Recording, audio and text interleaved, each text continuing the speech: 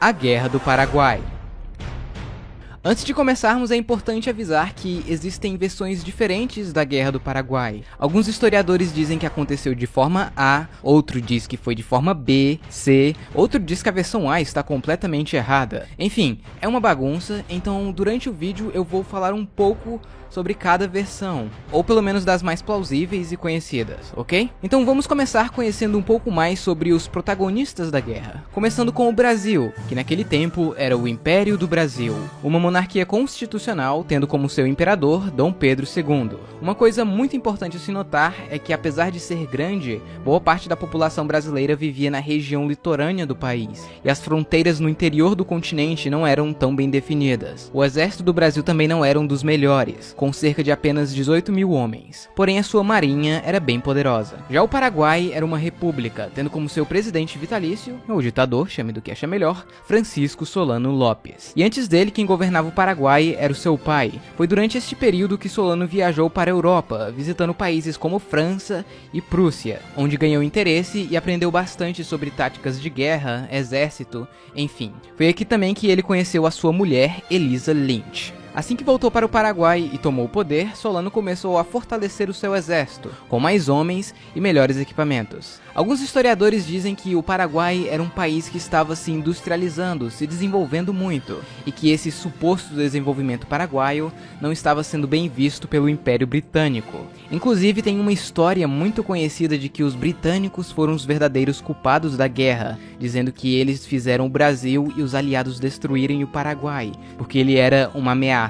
Porém, muitos historiadores concordam que isso é um grande mito. O Paraguai não era desenvolvido ou industrializado coisa nenhuma, e muito menos representava algum perigo para o Império Britânico. Em geral, o Paraguai era mais um país agrário da América do Sul. Mas uma coisa é fato: naquele momento, o Paraguai era militarmente o país mais forte da região. E sobre seus territórios é complicado. Basicamente, o Paraguai controlava isso e reclamava isso com seus vizinhos. Ou seja, as fronteiras não eram tão bem definidas nessa região. E como vocês podem ver, o Paraguai não tinha saída para o mar, algo muito importante para o comércio. Então, para ter ligação com o mar, o Paraguai dependia muito da Bacia do Prata e desses rios para navegação. O problema é que a bacia causa conflitos desde muito tempo, principalmente entre Brasil e Argentina, que geralmente controlavam a região.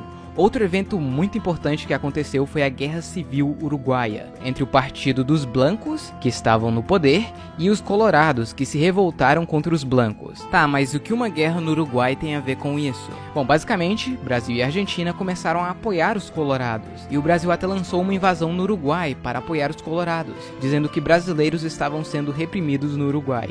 O problema é que os blancos eram amigos de Solano Lopes, e ele usou isso como motivo de guerra para atacar o Brasil. E aqui alguns historiadores entram em divergência mais uma vez. Alguns dizem que o Paraguai só atacou porque ele se sentiu ameaçado, já que estava com medo de perder o seu aliado na região, e consequentemente perder acesso aos rios. Outros dizem que ele já estava planejando uma guerra há um certo tempo, e tinha planos para criar um grande Paraguai, ou ao menos controlar os rios da região. Enfim, fato é que o Paraguai estava pronto para a guerra. A primeira ação hostil tomada pelos paraguaios foi capturar o navio brasileiro Marquês de Olinda, que levava consigo o então presidente da província do Mato Grosso. Ele e sua tripulação acabaram sendo presos e morreram alguns anos mais tarde na prisão. Alguns dias depois, os paraguaios começaram a invadir o território brasileiro na província do Mato Grosso, e só em 13 de dezembro eles declaram guerra oficialmente ao Brasil, iniciando assim a Guerra do Paraguai, também conhecida como Guerra da Tríplice Aliança. De início, o Paraguai avançou facilmente em território brasileiro. Como o Brasil não esperava uma guerra contra o Paraguai, ele não tinha um exército protegendo as fronteiras. Sendo assim, o Paraguai facilmente capturou cidade após cidade, chegando até Corumbá, e posteriormente em Coxim.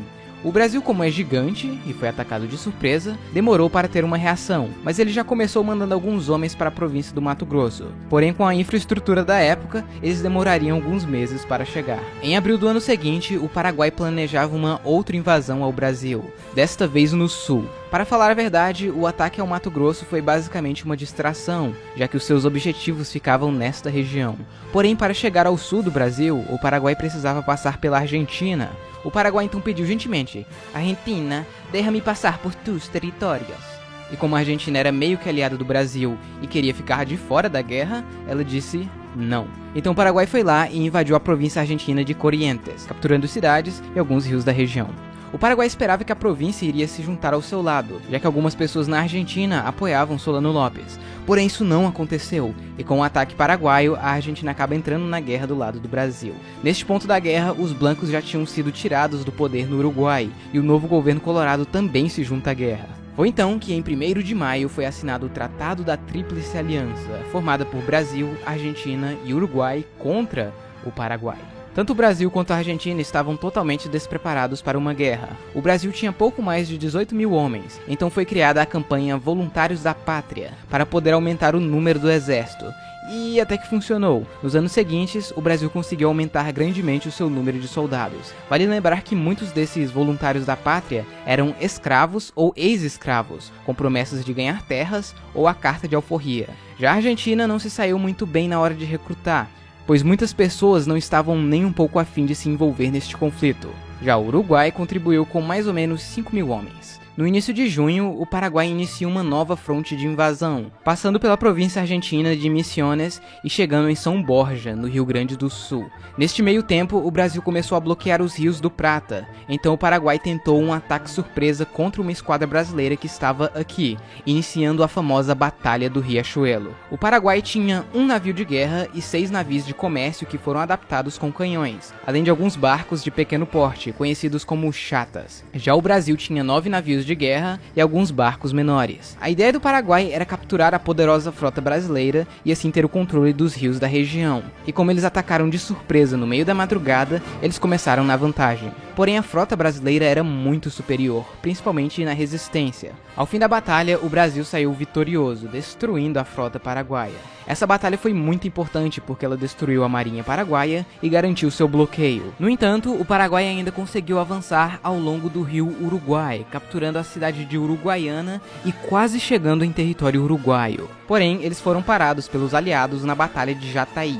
Depois disso, a guerra mudou drasticamente, já que agora os aliados que começariam uma ofensiva. Algumas forças foram mandadas para Uruguaiana, onde eles fizeram um cerco na cidade, que acabou sendo bem sucedido. E no início de 1886, os aliados começaram uma invasão ao sul do Paraguai, capturando a fortaleza de Itapiru e estabelecendo um território aqui no sul do Paraguai. Alguns dias mais tarde, os paraguaios tentaram um contra-ataque surpresa ao acampamento aliado que estava aqui em Tuiuti, iniciando a maior e mais sangrenta batalha de toda a guerra e de toda a América Latina, onde mais de 30 mil soldados aliados lutaram contra 23 mil paraguaios. No fim, os aliados conseguiram virar o jogo e derrotar o exército paraguaio, que perdeu mais ou menos 12 mil dos seus melhores homens. Depois dessa batalha, a guerra ficou meio parada. Assim, como o Paraguai era isolado, os aliados não sabiam bem o que encontrar no interior do país, então eles precisavam avançar pelas margens do rio Paraguai.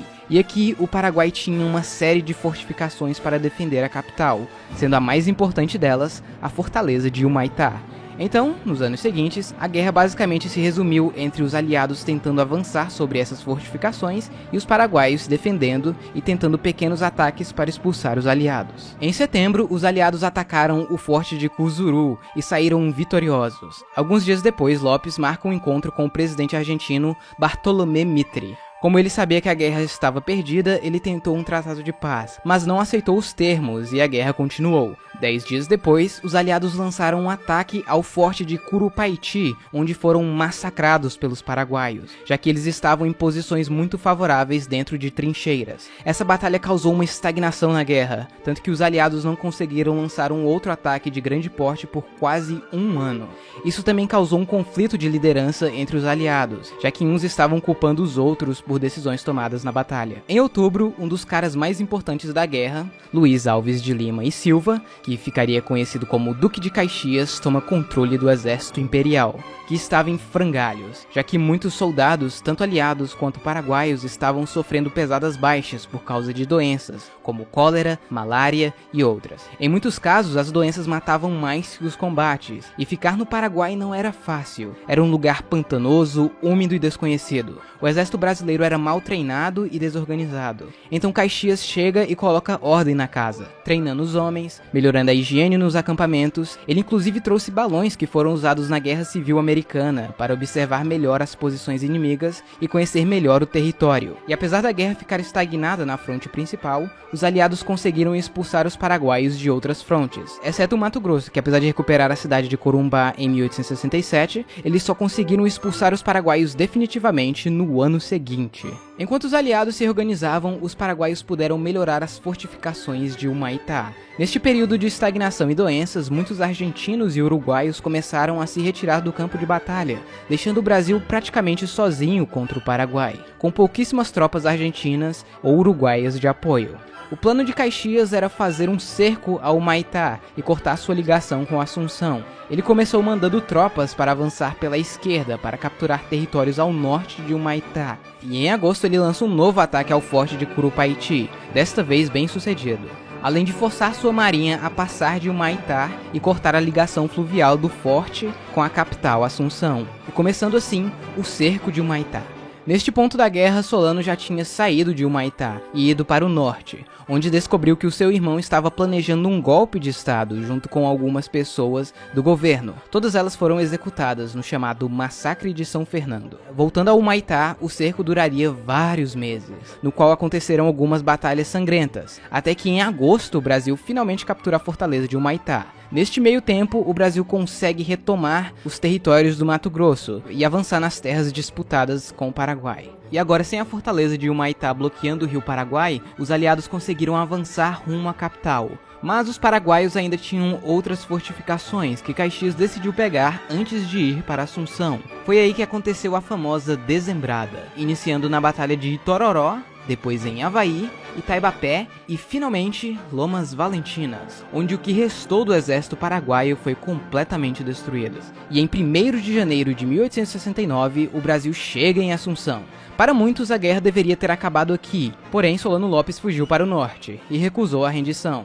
Então, o Brasil decidiu persegui-lo. Para o Duque de Caxias, a guerra estava acabada. Então ele deixa o comando do exército e é substituído pelo Conde d'Eu, o marido da princesa Isabel. Essa fase final da guerra se resume basicamente em Solano Lopes fugindo para o norte e mandando o que ele tinha para retardar o avanço brasileiro que estava o perseguindo, inclusive crianças, mulheres e idosos. Em junho, um governo provisório fantoche do Brasil assume o controle do Paraguai. Alguns meses depois, o Brasil consegue capturar a capital provisória do Paraguai de Lopes, e dias depois acontece a última grande batalha da guerra, a Batalha de Acosta Nu, que ficou conhecida por ser lutada por crianças, mulheres e idosos. E obviamente, eles foram massacrados pelos experientes soldados brasileiros. Porém, isso deu tempo de Lopes fugir mais ainda para o norte. Neste meio tempo, uma série de pequenos conflitos aconteceram, até que em 1º de março de 1870, os brasileiros finalmente conseguem armar uma emboscada para capturar Solano Lopes, aqui em Cerro Corá, no norte do Paraguai. Solano acabou sendo ferido na tentativa de fuga, e quando estava sendo capturado, ele tentou atacar um general brasileiro e acabou sendo morto por um soldado,